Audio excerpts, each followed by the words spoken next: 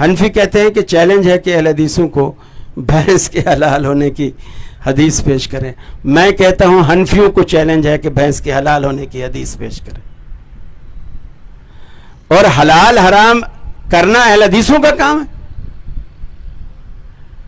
اگر دیکھیے عقل کی بات، عقل دیکھو ان لوگوں کی، ورنہ تو کہتے ہیں نا کہ عقل سر کی بجائے گھٹنے میں ہو تو آدمی پاگل ہوتا ہے، لیکن گھٹنے میں بھی تو ہونا ہے، تو گھٹنے میں بھی نظر نہیں آ رہی.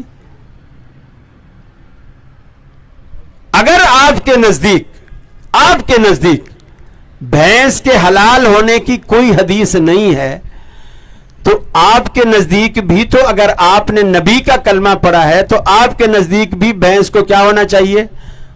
حرام ہونا چاہیے. سیدھی سادی بات ہے.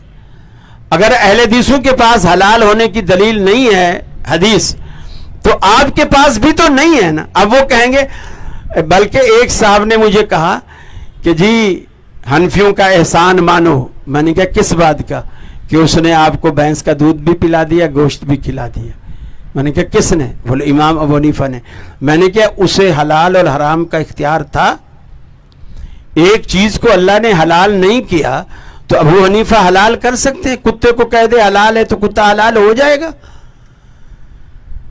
اب آپ آئیے، ان کے پاس دلیل نہیں ہے، ہمارے پاس ہے.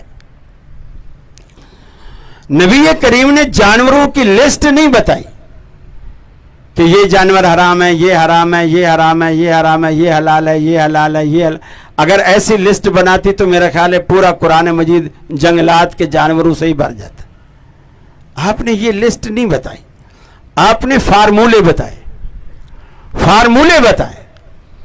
آپ نے جانوروں کا فارمولہ یہ بتایا، جو زیناب نہیں ہیں ان کے آپ دیکھو گے جبڑا نیچے کے دانت بھی اور اوپر کے دانت بھی بالکل برابر ہوں گے جیسے انسانوں کے دانت ہیں.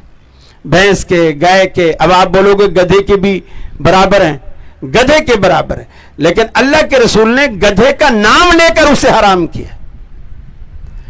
اگر اس فارمولے سے ہٹ کر کوئی چیز آ رہی تھی، یعنی وہ جانور حرام ہے لیکن حلال فارمولے میں آ رہا تھا، تو آپ نے نام لے کر اسے حرام کر دیا.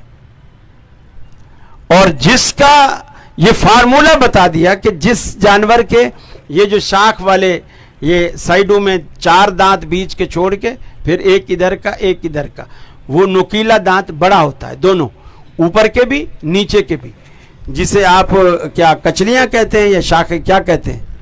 ہاں کچلی کہتے ہیں.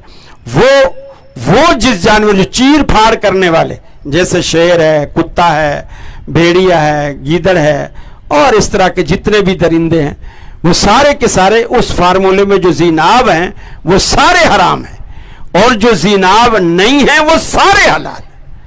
اب بھینس اس فارمولے میں آ رہی ہے، ہم تو دودھ بھی پیئیں گے، گوشت بھی کھائیں گے، لیکن تم پر آج سے حرام ہے، چونکہ حدیث تم مانتے نہیں ہو، اس کی علت حدیث میں ہے، لہٰذا آج سے تم یہ دودھ بیچنا بھی چھوڑو، اس کا گوشت کھانا بھی چھوڑو، اور بھینس کالونی پہ پابندی لگواؤ.